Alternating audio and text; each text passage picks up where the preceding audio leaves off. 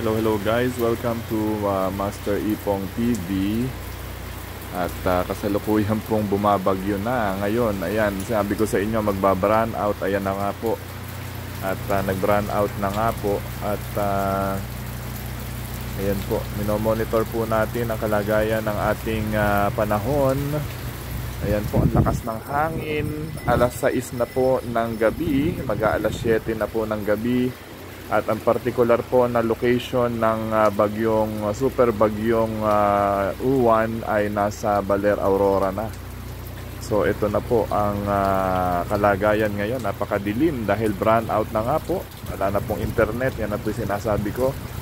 At palagay ko bukas na po ito maya-upload ito pong video na ito. Yan, hindi na po tayo makapag-live dahil napakalakas po ng hangin. Ayan po, ano na po yung aking halaman. Magmo-monitor po tayo dito.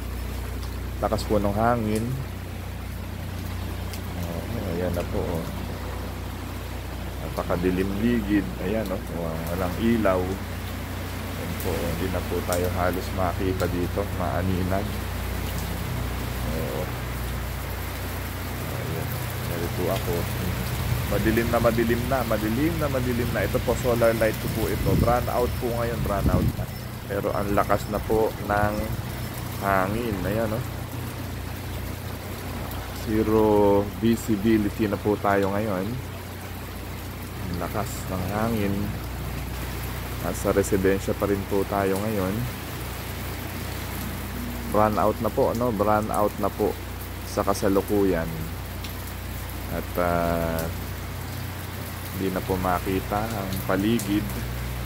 Medyo tumutumba-tumba na ang aking cosmos dahil nga po malakas po ang bugso ng hangin sa ganap na alas 7 ng gabi ngayong linggong ito. Dahil ito na nga po, sabi po ng Pag-asa, ay pumapasok na po sa landmass ng Central Luzon.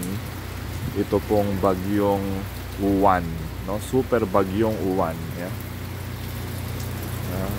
Tingnan po natin yung paligid. Lakas ng hangin. Malakas po ang hangin. Signal number 4 po tayo ngayon. Ito na po si Uwan. Wow! Lakas po ng hangin. So, makikita nyo po yung ihip ng hangin na yan. Wow! Lakas po ng hangin.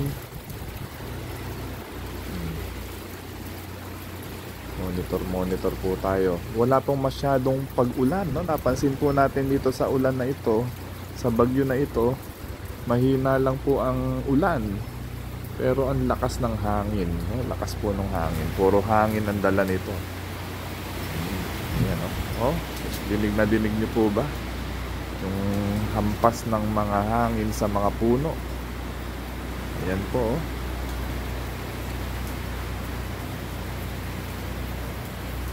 Dito po tayo sa labas ng aking residensya.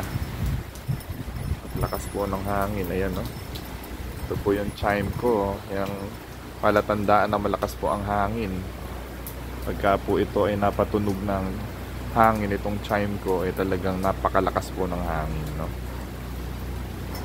Ayan po ang tendency.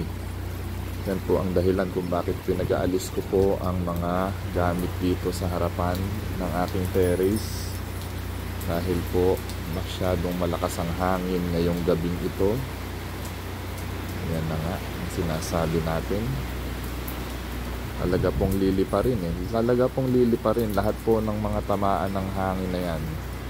Pumapasok na po sa ating pong landmass ang bagyong Uwan sa kasalukuyan. Super bagyo po ito. Ito na po siguro ang pinakamalakas na bagyo na tatama ngayong taong ito. Yan po, medyo tumumba-tumba itong ating halaman dito. Yan na po, medyo madilim, hindi po masyado makita, pero malakas po ang hangin. Yan po yung saging ko kanina, madilim na po. Yun po yung bagyo. Kitang-kita po dito sa video, kaya lang madilim. Mahangin na po. Dilig na dilig po yung pagaspas ng hangin. Ayan na po. Dilig niyo po ba yung hagupit ng hangin?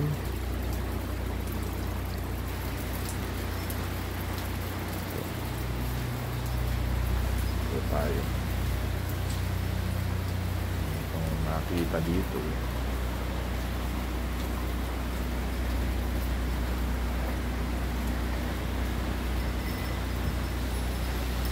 Kaso, wow, pas ng hangin. Puro hangin po ito. Mahina lang po. Actually, ambon lang oh. Ito po yung kamay ko. Ambon lang po yung ano ambon lang siya. Yung pong yung ulan, ambon lang. Pero ang hangin, ang lakas.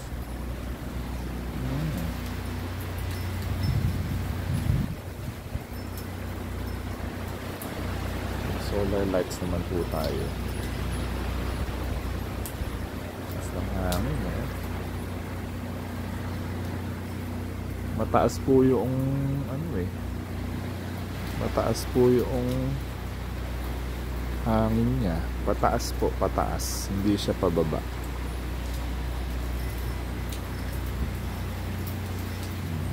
Wala. Sa baba walang masyado Narinig niyo po ba? Lakas ng hangin, pagaspas ng hangin. Alas 7 na po ng gabi yan. Nasa Aurora na po ang bagyo, no? Nasa landmass na po siya.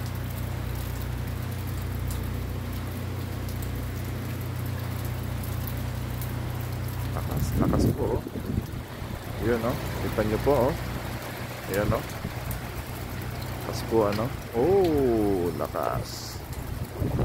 Para tayong storm chaser na rin tayo Master Ripong TV, storm chaser. Wow. Meron po tayo. Ito yung kamay ko. Maambon lang siya. Ambon lang, actually ambon lang ito. Pero ang lakas ng hangin, yun lang po yung nararamdaman natin dito at nakikita natin. Oo, malakas ang hangin, pero mahina ang pag-ulan. Ambon lang. Ayan ambon Mas 7 ng gabi. Malakas lang po yung hangin niya. Ulan, walang masyado. Run out na po. Pinatay na po ng Cellcore ito pong kuryente kasi po delikado na. Pinatay na po. Solar light lang po yan. Solar light. Buti lang marami tayong solar lights dito. Sige po. Ingat-ingat.